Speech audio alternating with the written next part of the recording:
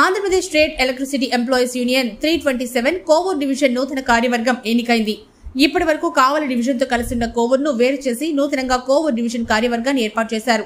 Kovur APSP DCL కార్యాలయం వద్ద union శిలాఫలకం జెండా ఆవిష్కరించి కార్యవర్గాన్ని ప్రకటించారు. ఈ కార్యక్రమానికి యూనియన్ నాయకులు ఎంవి రాఘవరెడ్డి, షణ్ముగం హాజరయ్యారు. ఈ సందర్భంగా కోవూరు డివిజన్ అధ్యక్ష కార్యదర్శులుగా తిరుపతి రెడ్డి, ఏడుకొండలతో పాటు 13 మంది కార్యవర్గాన్ని ఎంపిక చేశారు.